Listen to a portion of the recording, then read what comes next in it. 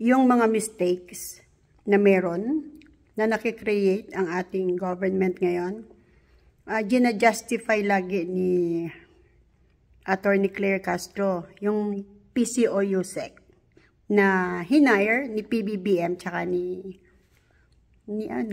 First Lady. Kung meron mang nakikreate na problema, gina-justify niya yon. Binibigyan niya ng magandang rason. Pinaliliwanag niya ng pagkabonggang-bongga. Tulad yung sa PhilHealth na dinala doon sa pagpapagawa ng tulay at saka pang sweldo sa mga tao, pera din ng tao yun, di ba? Yun yung pinaghihirapang idaos ng mga kulang din sa pang-araw-araw na panggastos para naman kahit papano, pag nagkasakit sila may aasahan. Ang problema nga lang, bakit pinakialaman? Yun, hindi galing sa taxes yun. Galing yung mismo sa contributions ng mga tao. Pero ang nakakatuwa dito kay Attorney Claire, gina-justify niya lahat. Pinibigyan niya ng magandang dahilan kung bakit ginawa yun ng gobyerno. Nakakalungkot, di ba? Hindi ba pwede na kung hindi niya mabibigyan ng magandang kadahilanan yun, siguro ang magandang sagot dun kung ako ang magandang sagot dun siguro po, merong ibang dahilan kung bakit dinala doon. Marahil, kailangan ng extra pondo doon. Ganun na lang sana, hindi ba? Hindi kailangan ng tulay. Baka may pasyente sa kabila ng tulay, walang kalsada. Kung talagang merong karamdaman ng isang tao, kahit bundok, tatalunin yan, makapunta lang sa ospital, maipagamot yung sarili. Kahit dagat, lulusungin yan, gagawa yan ng balsa para marating. Hindi mo kailangang pakialaman yung pera na contributions ng tao para ipagpagawa mo ng tulay. Idagdag mo doon, at ipangsweldo mo sa mga taong gobyerno o empleyado ng gobyerno. Hindi ba?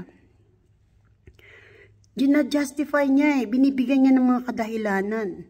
Nakakalungkot, di ba?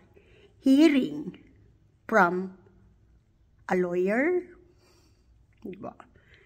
Ang nakakalungkot dito, paano ang gagawin ng isang tao na umaasa ng labis sa mga desisyon na gagawin ng gobyerno? Paano mangangatwiran ngayon ang isang maliit na tao na umaasa sa ikagaganda ng kalakalan ng Pilipinas at saka sa ikagaganda ng kanyang buhay dahil siya ay isa sa umaasa sa tulong ng gobyerno. Pero kung yung gobyernong kanyang inaasahan nagkikreate ng ganyang mga gawain, mga suhestyon o kadahilanan, hindi ba?